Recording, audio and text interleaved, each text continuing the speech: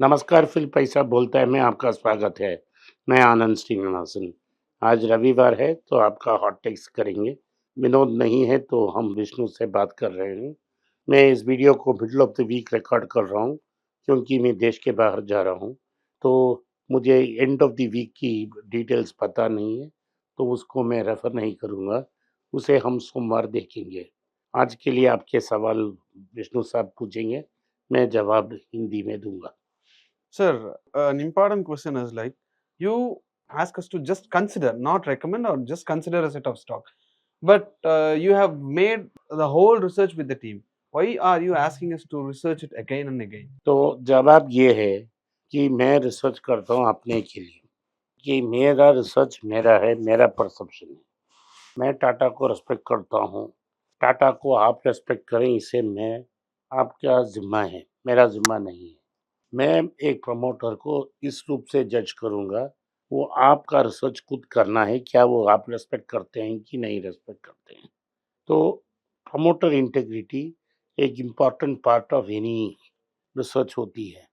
वो आपका ओपिनियन है, ये मेरा ओपिनियन है। मेरा ओपिनियन मेरा है, आपका ओपिनियन आपका है। तो आपका ओपिनियन आपको खुद फ़ॉर्म करना पड़ेगा, मेरा नहीं। नंबर्स सबके पास एक ही हैं। वो इंटरप्रिटेशन ऑफ नंबर्स मैं एक आइडिया से कर रहा हूँ, आप अपने आइडिया से करेंगे। तो ये दोनों हैं। मेरा रिस्क एपेटाइट दूसरा है, आपका रिस्क एपेटाइट आपका है। ये आपको फैसला करना पड़ेगा। मार्केट में 95% 96% साइकोलॉजी है, 3 या 4 या 1% ही नंबर्स हैं। सो नंबर्स सबको पता है, interpretation of numbers he decide करती है। मैं बोल रहा हूँ कि ये मेरा इंटरप्रिटेशन है। आपको सोचने के लिए मैं मजबूर कर रहा हूँ कि आप अपना इंटरप्रिटेशन लाएँ और खुद अपना फैसला लें, ना कि आप मेरा इंटरप्रिटेशन को सच मान के उसे उस पर काबू आएँ। तो इम्प्लीमेंट करने के पहले मैं आपको एक पोक कर रहा हूँ कि आप इसके बारे में सोचो। मेरा थॉट प्रोसेस ये है। फिर आपको देखना पड़ेगा कि आपका सोच क्या है। शायद समडे सोच मिल जाए, तो आप भी कंसिडर कर सकते हो। समडे से ये सोचेंगे कि ये बुड्ढा कोई और गलत बोल रहा है, तो आप इम्प्लीमेंट मत करो। लेकिन आपको सोचने की मजबूरी करना मेरा काम है। उधर से मेरा रिस्पॉन्सिबिलिटी ज़िम्मा खत्म हो जाता है। Sir, regarding the brokerage charges we pay for our buying shares, if we buy in Tiffin Coffee ranges every day, won't hmm, we be end up paying more as a brokerage? ज़रूर। अगर आप चाय-पानी की range में consider करते हैं, आपका brokerage ज़्यादा होगा।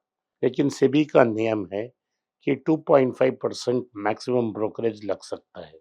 उसके ऊपर नहीं लग सकता है। सो अगर आप 500 का स्टॉक खरीद रहे हैं, आपको ₹12.50 मैक्सिमम लग सकता है।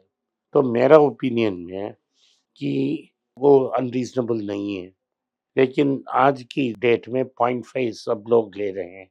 अगर आपको 0.5 मिल रहा है, तो अच्छा है। मेरा एक्सपीरियंस है 40 साल पहले जब मैं पहली बार मार्केट में गया था, मैं मद्रास में मयिलापुर में रहता हूँ। उधर से 21 सी पकड़ के मुझे पेरिस कॉर्नर जाना पड़ता था। टाटा सन नाम का एक ब्रोकर था, अभी भी है, लेकिन जो आदमी वो जब उस ज़माने में था, अब नहीं है। उनका नाम वेपार रामेसन था। वो बॉम्बे में फ़ोन कर कर ऑर्डर प्लेस करते थे। वो ट्रांसफ़र सीधा बोल देते हैं कि 106 का रिलायंस है, मैं ₹2 लगाऊँगा, 108 में दूँगा। आपको ढाई 2.5% ब्रोकरेज भी देना पड़ेगा। खुशी-खुशी मेरा डैड एक्सेप्ट कर लेते, मैं चेक देता। तो अगर 1 लाख का मैं खरीदारी करता, तो 4,000 या 5,000 उसको मिल जाता।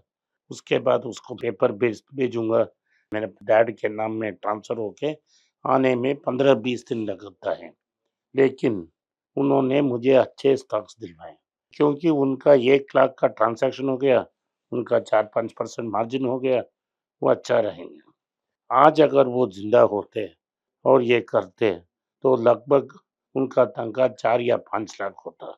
तो अगर वो चा 5% लगाते हैं, तभी 1 करोड़ स्टॉक में वो 5 लाख कमाएँगे और हैप्पी रहेंगे और मुझे बेचने की मजबूर नहीं करेंगे। लेकिन आज इंटरनेट के कारण अपने कमीशन को कम कर कर फ्री तक आ गया है। 0.5। सो अंग्रेजी में यह होता है, एक स्टेटमेंट है, मुहावरा है, इफ यू पे पीनट्स यू गेट मंकीज। तो आप पीनट्स खिलाते हो तो आरएम के रूप में आपको मंकीज ही मिलेगा, तो आपके पास रिसर्च ओपिनियन नहीं मिलेगा। अगर आपको अच्छा ओपिनियन चाहिए, ना ब्रोकर से नॉलेज चाहिए, तो वो 5 रुपया छोड़ दो टेबल में। मैं एक्सप्लेन करता हूँ। अगर मैंने एक स्टॉक 1000 रुपया का लिया, तो इस मैक्सिमम कमीशन दे दिया, 25 रुपया देगा 1000 रुपया का। हर साल मुझे 50 रुपया का डिविडेंड भी मिलेगा, तो 5% डिविडेंड, 50 रुपया डिविडेंड। सो 5 साल में 250 रुपया डिविडेंड मिल गया। मैंने उसे 10,000 को बेच दिया, 10 टाइम्स में बेच दिया, तो मुझे 250 का कमीशन मिल गया। उसमें 250 का कमीशन मुझको मिल गया, से मुझसे उन्होंने 275 रुपया ले लिया, मुझे 250 रुपया का कमीशन मिल गया। सो मेरा नेट लॉस 25 रुपीज़ है। लेकिन उन्होंने मुझे अच्छा स्टॉक पकड़ाया, मैंने 9,000 कमाया, 25 रुपये कमीशन दे दी। 5 साल के लिए उसने फ़ोन कर कर मुझे तंग नहीं किया, तो अच्छा डील है। स्टॉक ब्रोकिंग ऐसा करा जाता है। लेकिन आज के दिन में, क्योंकि आप पैसा नहीं देने चाहते हो, तो अच्छा हाई क्वालिटी लोग एडवाइस देने के लिए नहीं आते हैं। तुमको लो लेवल आदमी जो पढ़ा लिखा नहीं है, वो अंग्रेजी नहीं जानता, सिर्फ हिंदी जानता है, वो हाफ बेक नॉलेज आपको ट्रांसफर करता है, आपका लॉस हो जाता है। तो आपको सिग्नल नहीं मिलता है, सिर्फ नॉइस मिलता है। जैसे आप डॉक्टर के पास जाओगे, अच्छा डॉक्टर अच्छा फीस मांगेगा, Hmm. जो डॉक्टर चीप फीस मांगेगा वो क्वाक रहेगा। तो आपको क्वाक के पास जाना है या अच्छा डॉक्टर के पास जाना है, आप ही डिसाइड कर सकते हो। Okay. Sir, actually, if I have 1 lakh to invest, hmm, I wanted to invest in stocks, but hmm, I don't know in which stocks should I invest. In this case, shall I get into active funds? भाई If active not, में if not, I will be investing it in some या bank FDs or something. मेरा opinion ये है कि आप Nifty में डाल सकते हो, अगर आप स्टॉक मार्केट में ही इन्वेस्ट करना है। बेहतर होगा आप एक बॉन्ड को खरीद लें, और बॉन्ड से जो हर मंथली ब्याज मिलता है, उसे गोल्ड बीज खरीद लो। ये अच्छा बेहतर है, इस समय के लिए बेस्ट सॉल्यूशन है। एक्टिव म्यूचुअल फंड में जाना है, तो आपको गाड़ी चलाना नहीं आती है, तो आप एक ड्राइवर को काम में रखते हो। अगर आप एक ड्राइवर को काम में रख रहे हैं, तो उनसे क्या पूछेंगे, क्या भाई आप गाड़ी चला सकते हो? आपकी उनकी लाइसेंस चेक करोगे, एक टेस्ट राइड के लिए जाओगे, 2-3 रेफरेंस लेंगे, उसके बाद करेंगे।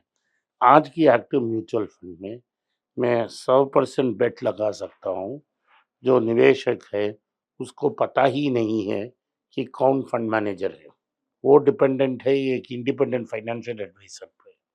वो इंडिपेंडेंट फाइनेंशियल एडवाइजर को आप फीस नहीं देते हो, तो वो कमीशन में डिपेंडेंट है। सो आपसे कमीशन मांगेगा, कमीशन के लिए काम करता है। जैसा चार्ली मंगर जी ने कहा है, वो इंसेंटिव के लिए काम करेगा, और जो फंड उसको मैक्सिमम इंसेंटिव देगा, वही वो आपको रिकमेंड करेगा। उसको भी फंड मैनेजर के बारे में पता नहीं। तो कैसे आप जज कर सकते हो कि फंड मैनेजर अच्छा है या बुरा है? अगर आप इक्विटी में इन्वेस्ट करना चाहते हैं, बेस्ट रूट है पैसिव फंड्स में इन्वेस्ट करना है। अभी मार्केट में बड़ा करेक्शन आ गया, तो आप देख रहे हैं कि स्मॉल कैप इंडेक्स 20% के ऊपर करेक्शन हो गया। मिड कैप में भी 19-18% के पास-पास है, और जो माइक्रो कैप है वो 20% के ऊपर हो गई है। एंटायर मार्केट 20% के ऊपर चला गया। सिर्फ लार्ज कैप 12% की करेक्शन में है इंडेक्स। तो अगर आप स्मॉल कैप में होते, तो आपको 40% का नुकसान हो जाता। तो 2 साल का जो सिप है, वो नेगेटिव हो जाता। मिड कैप में 2 साल का नेगेटिव हो जाता। लेकिन अगर आप इंडेक्स में हैं, सिर्फ 12% का डिक्लाइन आएगा।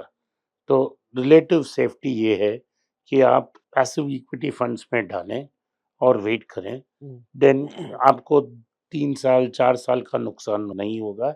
ये क्या 2 साल का नुकसान हो सकता है। इसका मतलब ये है कि कोई फंड मैनेजर नहीं है। इंडिया की जो टॉप 50 कंपनीज़ हैं, सिर्फ़ वो टॉप 50 कंपनीज़ में आप इन्वेस्ट करेंगे, उसी रेट में इन्वेस्ट करेंगे जैसा मार्केट कैप है। इसमें कोई नुकसान नहीं आने वाला है। तो अगर आप 5 साल, 10 साल के लिए पैसिव इक्विटी फंड्स करते हो तो नुकसान उतना बड़ा नहीं होगा। सो अगर आपको इक्विटी की एक्सपोज़र चाहिए, हर महीने छोटे-छोटे अमाउंट पैसिव फंड्स में डालें और बड़ा फंड्स बॉन्ड में डाल दें। जो इंटरेस्ट आता है उसे गोल्ड बीज खरीदें। ओके। सेफ रूट यही है।